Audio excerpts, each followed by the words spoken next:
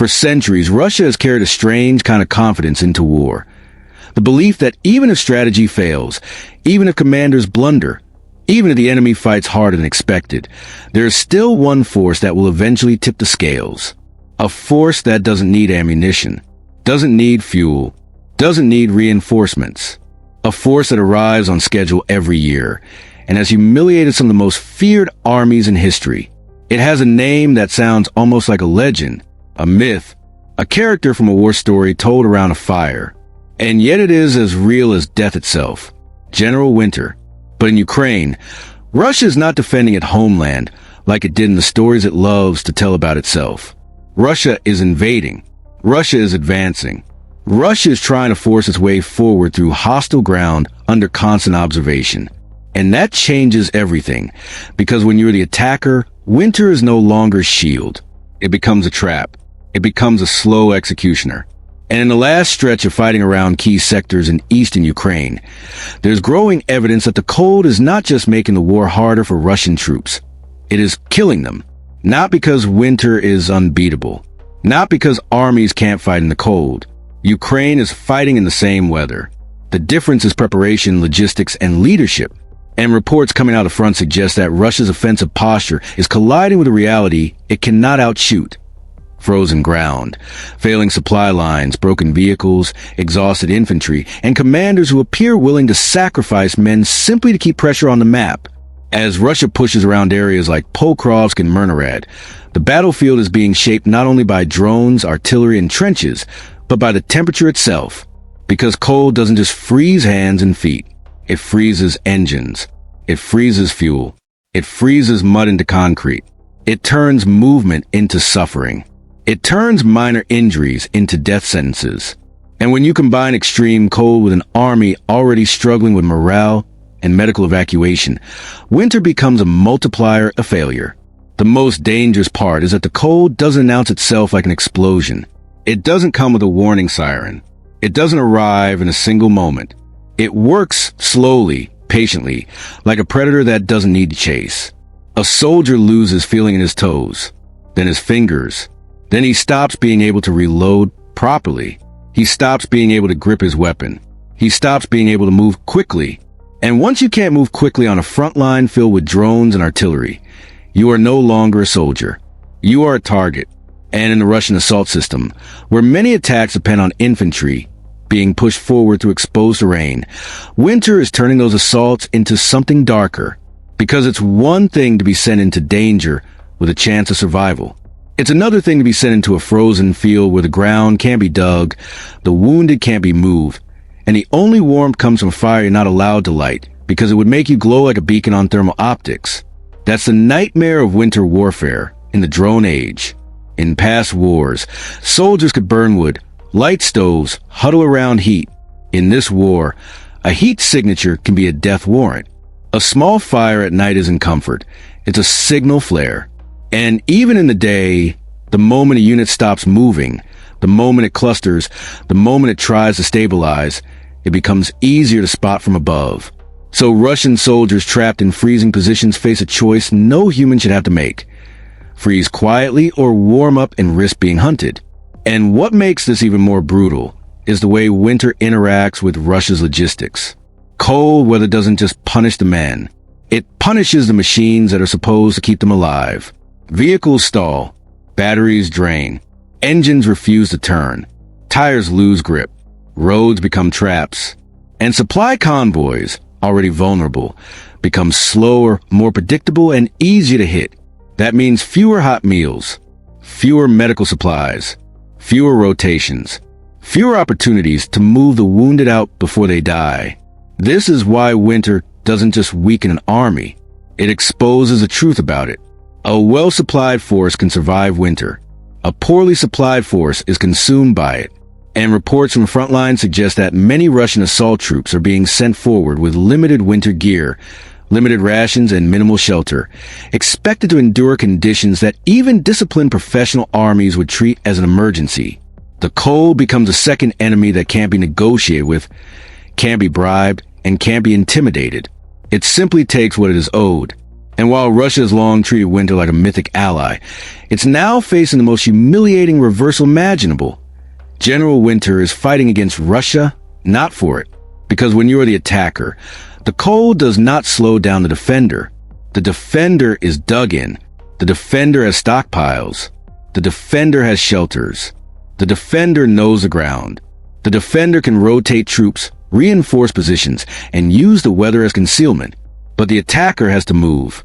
The attacker has to cross open land. The attacker has to drag supplies forward. The attacker has to evacuate the wounded. And in freezing conditions, those tasks become impossible at scale. This is why winter has historically punished invaders in this region so brutally. It happened to armies that marched into Russia in previous centuries. It happened in the Second World War when mechanized forces bogged down, supply chains snapped, and coal became a weapon. But the difference today is that this isn't 1812. This isn't 1941. This is a battlefield where drones can see through darkness, where artillery can strike within minutes, and where a soldier who stops moving the cold doesn't just risk frostbite. He risks being pinpointed, surrounded, and erased. And yet, despite all of this, Russia's offensive pressure continues. That is the heart of the story. Winter is killing Russian troops, and the offensive still goes on, which raises the most disturbing question of all, not about the weather, but about the command decisions being made behind it. Because if the cold is crippling troops, if vehicles are failing, if supply lines are strained, if evacuation is slow, then why keep pushing? Why keep ordering assaults? Why keep feeding men into conditions that are turning the front line into a frozen grave? The answer, according to many battlefield assessments, is that Russia is trying to win through pressure rather than precision, through volume rather than maneuver, through persistence rather than sustainability. And winter is exposing the weakness of that approach, because you can't brute force your way through the laws of nature. You can't intimidate the temperature. You can't force hypothermia to retreat. You can't order frostbite to stop. And the most chilling part is what happens to the wounded. In any war, evacuation is life. Minutes matter. Hours matter. In freezing conditions, those timelines collapse. A soldier who would survive a minor wound in summer can die in winter simply because he cannot be moved fast enough. Blood loss and shock are deadly on their own, but when combined with freezing temperatures, the body loses its ability to fight back. Hypothermia sets in, consciousness fades, and the line between injury and death becomes dangerously thin. Reports from the conflict have repeatedly suggested that Russian evacuation and battlefield medicine have been major weaknesses, with wounded sometimes left behind for long periods. And if that is true, winter turns that weakness into catastrophe. Because in this weather, later can mean never. So what we're witnessing isn't just the brutality of winter.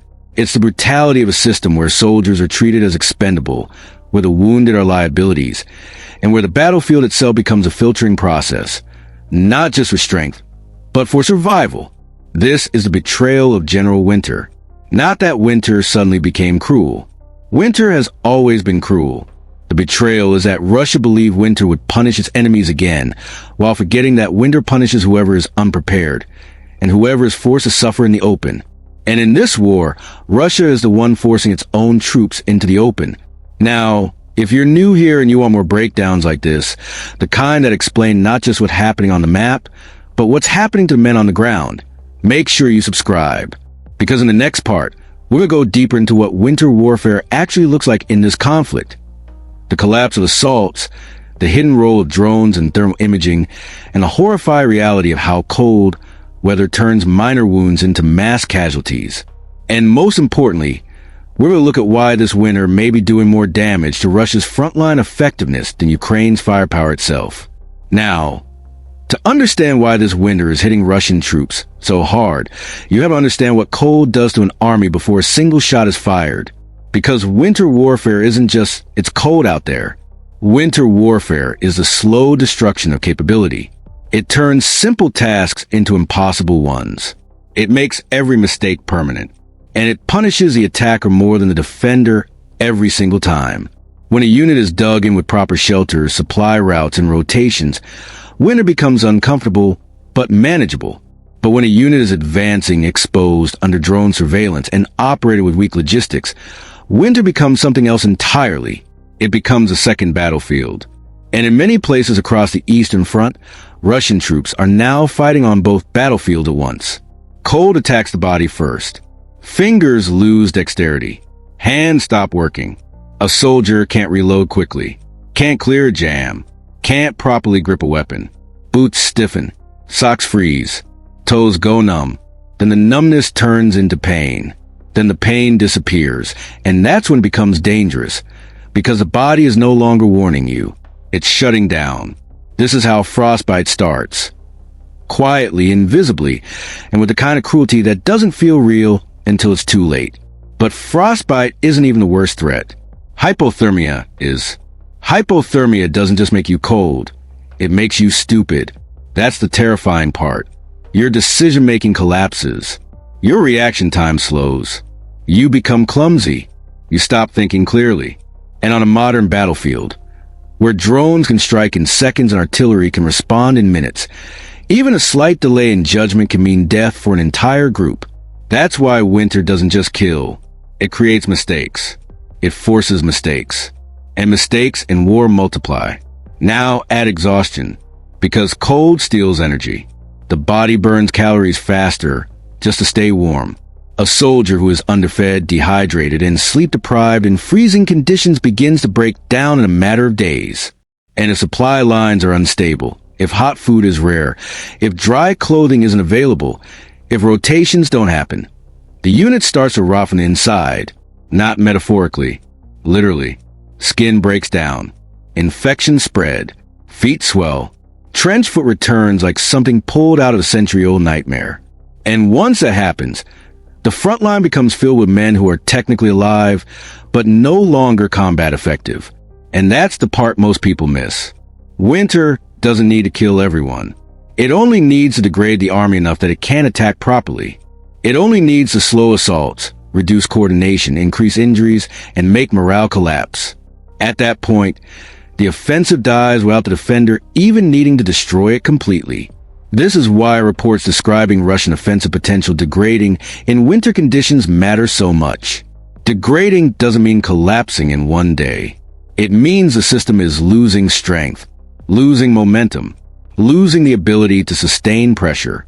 And on the Russian side, that pressure depends heavily on infantry being pushed forward again and again, often through open terrain, to probe defenses, find weak points, and wear Ukraine down. But winter turns that tactic into a slaughterhouse, because infantry assaults require movement. They require timing. They require speed. They require coordination between units. And winter strips those advantages away. A soldier moving through snow or frozen mud is slower. He's louder. He's more visible. He leaves tracks. He becomes easier to spot. And when drones are watching from above, that means an assault group doesn't just get engaged when it reaches a Ukrainian line. It gets engaged before it even gets close. This is where the modern battlefield becomes terrifying, because in earlier wars, where they could hide an attacker, fog, snow, darkness, these things could cover movement. But in this war, thermal cameras don't care about darkness. Drones don't care about snow. A group of men moving across frozen ground lights up on infrared like a row of targets. And the colder the environment, the stronger that heat contrast becomes. The battlefield becomes a giant screen, and every human becomes a glowing signal. So the Russian soldier is trapped in a nightmare loop. If he moves, he can be seen. If he stops, he freezes. If he digs, the ground is too hard. If he lights a fire, he becomes a beacon. If he stays silent, hypothermia creeps in. And if he gets wounded, even slightly, his survival depends on evacuation that may never come. This is where the phrase disposable troops starts appearing more and more in frontline descriptions. Whether you agree with the term or not, it reflects a perception that some Russian assault elements are being used in ways that prioritize pressure over survival, that the mission is not to preserve the soldier, it's to consume him for terrain. And winter makes that approach even more brutal, because it doesn't just increase combat deaths, it increases non-combat deaths too. This is one of the darkest truths of cold weather fighting. In extreme cold, the wounded die faster, not because the wound is worse, but because the environment finishes the job. A man with a minor shrapnel wound might survive for hours in warmer conditions. In freezing conditions, he may not last long enough to be found. Blood loss combined with cold leads to shock. Shock leads to rapid body failure. And the longer evacuation takes, the higher the death rate becomes. Even if medics are brave, even if comrades try to drag the wounded back, the cold turns the act of rescue into another form of exposure. It drains the strength of the rescuers. It slows them down. It makes them targets too. And that creates another brutal outcome. The battlefield begins to abandon its wounded. Not because soldiers don't care, but because trying to evacuate someone can kill everyone. In a drone-saturated environment, any attempt to move wounded can draw fire. Any group that clusters becomes visible. Any vehicle that approaches becomes a high-value target. And if vehicles are scarce or stuck, or not even being sent forward due to risk, then wounded soldiers become stranded in places where survival time is measured in minutes, not hours. This is how winter becomes a silent executioner. It turns the ground into a prison, and it turns time into a weapon. And the psychological effect is devastating. Because once troops realize that being wounded doesn't mean being saved, the fear changes. It becomes deeper, more animal. A soldier can tolerate danger if he believes he'll be rescued if something goes wrong. But when that belief collapses, morale collapses with it. Men begin to fight differently. They become hesitant. They become less aggressive. They become more likely to hide, to delay, to avoid movement, which makes offensive operations even harder. And commanders respond by pushing harder, demanding more assaults, forcing more movement, increasing pressure, which increases casualties, which destroys morale further. It becomes a spiral, and winter accelerates it. Now, what makes this particularly damaging for Russia right now is that the offensive around key sectors is not being conducted under ideal conditions, even in the best weather. The region is already shaped by heavy attrition, constant drone strikes, artillery duels, and contested supply routes. Winter piles onto that like a second war. Roads become unreliable. Vehicles break down more often. Repair becomes harder. Fuel use increases. And even small delays can ripple outward and turn an entire offensive push into a stalled, bleeding mess. And once an offensive stalls in winter, the battlefield punishes it. Because stalled troops don't stop needing food. They don't stop needing ammo. They don't stop needing medical supplies. But their consumption rises because cold increases demand. So logistics become more stressed at the exact moment they are least capable of functioning. That's how an army begins to choke on its own requirements. It needs more while being able to deliver less. And if you want to know how winter really kills, it's right there. Winter attacks the space between what the army needs and what it can supply. Now, in part when we talked about the myth of General Winter, the historical idea that cold weather has repeatedly destroyed invaders. Napoleon's army suffered catastrophic losses. The German advance in World War II was crippled by mud, cold, and logistical breakdown. Entire campaigns were shaped by weather. But the myth often hides a real lesson. Winter doesn't fight for Russia. Winter fights for preparation. Winter fights for supply. Winter fights for the side that can shelter, feed, rotate, and maintain its troops. And right now, in the sectors where Russian assaults are grinding forward, it appears that Ukraine is positioned to benefit from that dynamic. Fortified defenders, stable logistics, prepared shelters, and a defensive posture mean winter becomes an advantage. Not because it kills the enemy magically, but because it makes attacking far more costly. So when winter hits hard, it doesn't just make Russia suffer. It makes every meter of progress cost more blood than Russia can afford. And that's why some analysts are watching the cold snap as if it were a strategic event. Because if Russia's offensive capability degrades fast enough, it could reshape the tempo of the entire front. Not by changing the politics, not by changing weapons shipments, but by changing the physical ability of Russian units to keep pushing. And there's one more layer to this story, one that is even more terrifying than frostbite. Because winter doesn't just kill bodies, it kills discipline. When men are starving, freezing, exhausted, and hopeless, discipline begins to crack. Desertion rises. Refusal increases. Units become less reliable. The chain of command becomes harsher. Punishments become more extreme. And when an army starts relying on fear to keep troops moving, it reveals something important. The soldiers are no longer fighting because they believe in victory. They're fighting because they're trapped. And that's where winter becomes the ultimate amplifier.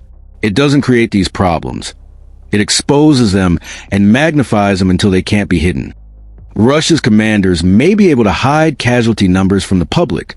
They may be able to censor footage, silence critics, and drown social media in propaganda.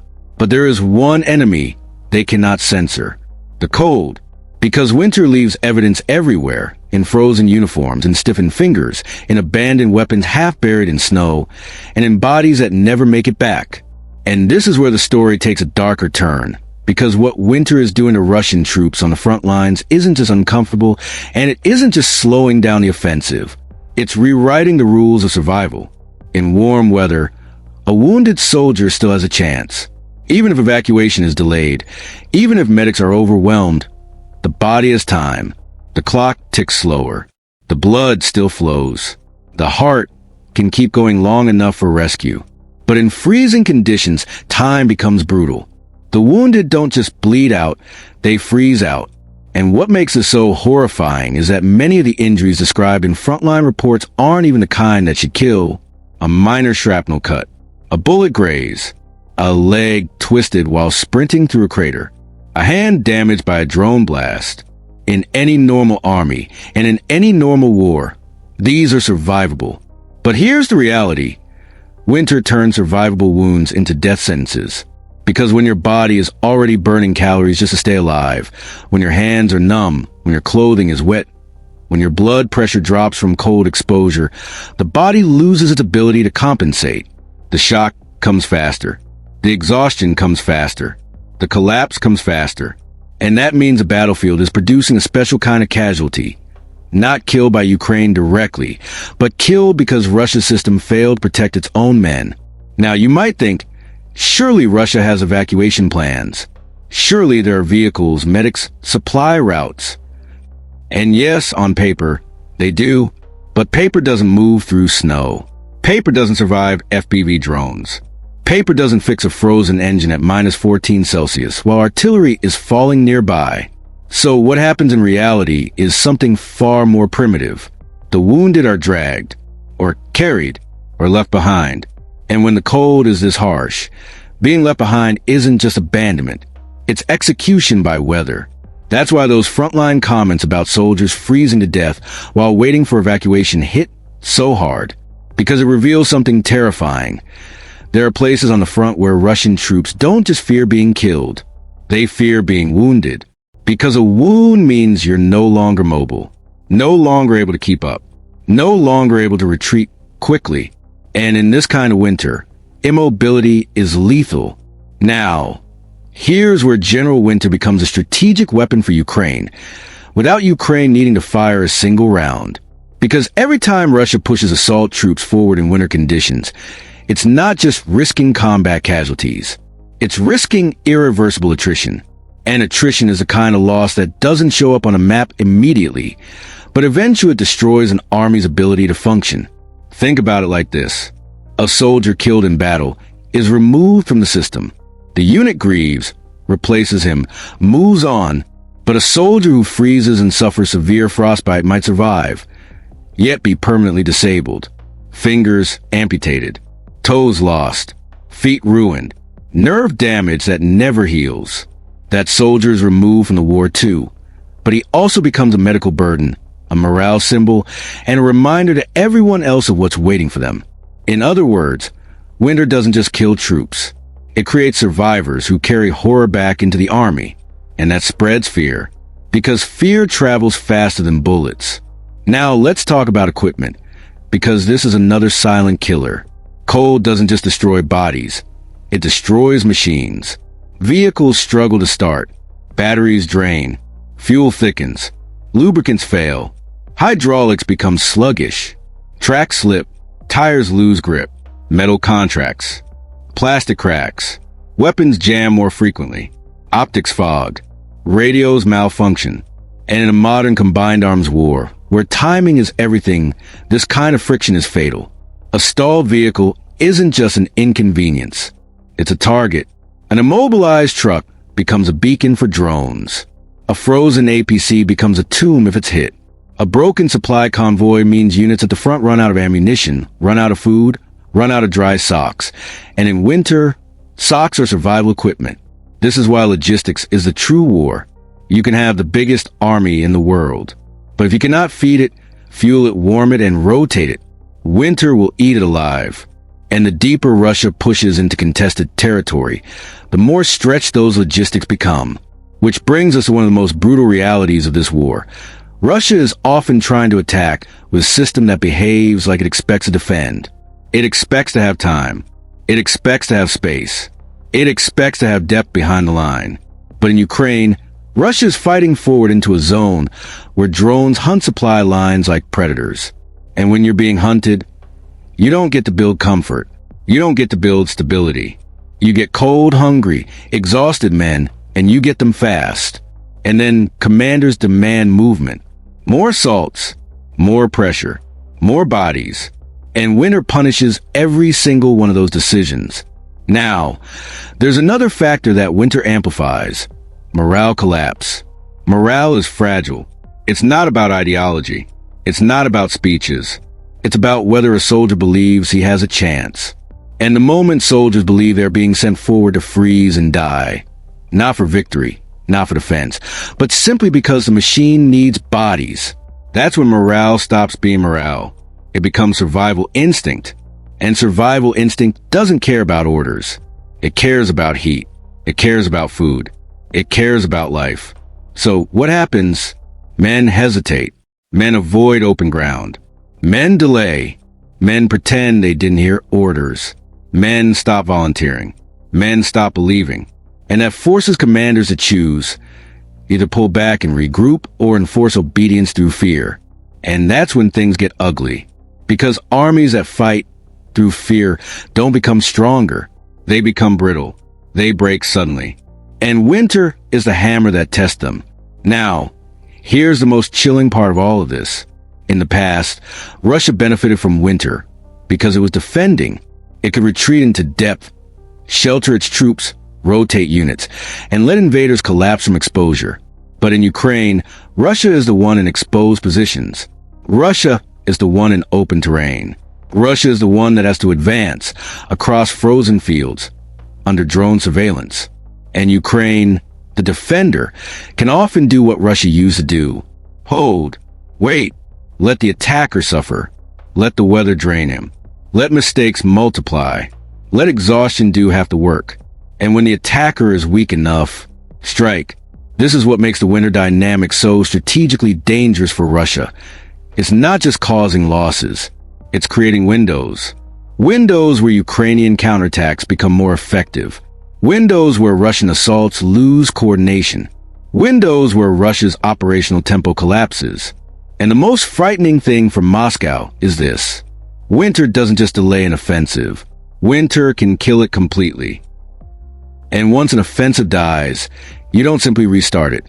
Not easily. Not quickly. Because the men are gone. The equipment is damaged. The morale is shattered. The supply chain is exhausted.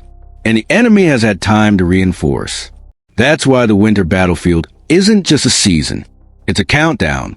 And Russia is losing time. If you're still watching, you're exactly the kind of person this channel is made for. People who want the real story behind the battlefield, not just headlines.